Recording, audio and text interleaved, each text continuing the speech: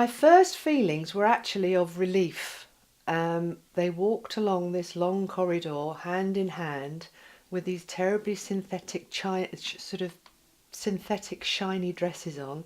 Their hair had been scrunched up in tiny little pom-poms, and they had faces as long as a fortnight.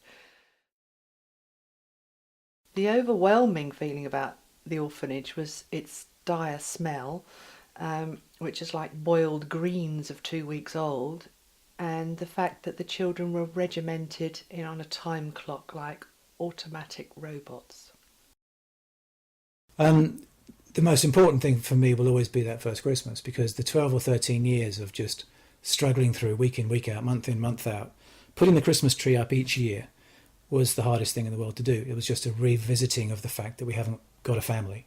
So that Christmas tree each year was just a smack in the side of the head that we're still no further on. Given the choice, I would do IVF over adoption any day. IVF, in comparison with international adoption, was much easier to cope with, both emotionally, if not financially, at the same time. Either way, it's very difficult to come to terms with the fact that you and your beloved partner are not going to be able to have your own children.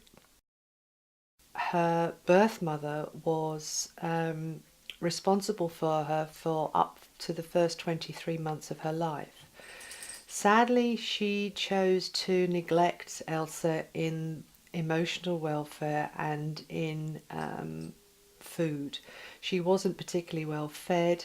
She obviously wasn't emotionally cared for and looked after. And when social services found her, she was in a cot with extremely bad third-degree rickets and bowed legs.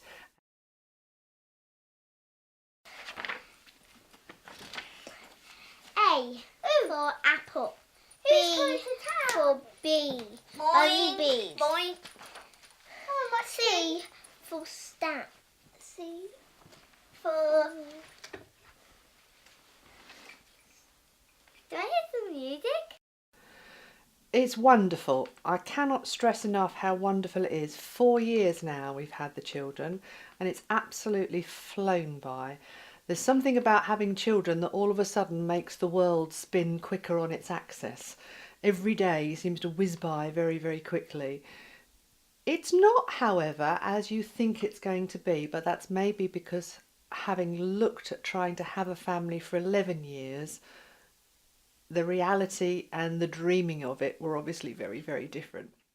Most of the emotion that I've used most of the times has been relief. It's not been joy, it's not been excitement, it's not been any of those things. It's just been relief. It's just, I've likened it to climbing a mountain, like climbing Everest is the classic, you know. You get to the top of the mountain and everyone thinks you're going to be ecstatic and overwhelmed, or, you know, but actually you're just relieved to get to the top. We were just relieved to get the children home. That's all it was. It was a state of, we've finished. We've no more paperwork, no more tests, no more money, no more. It was just, we've finished now.